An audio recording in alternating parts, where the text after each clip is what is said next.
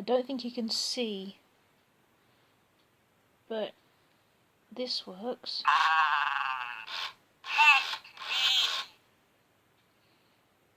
And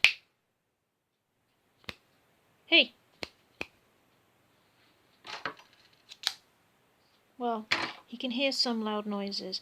The most important thing is, this is the other half of his power supply, because he was missing the bottom. He was missing his battery compartment.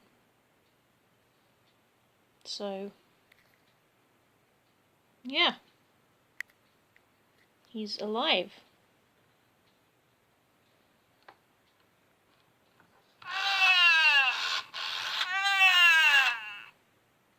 Quite.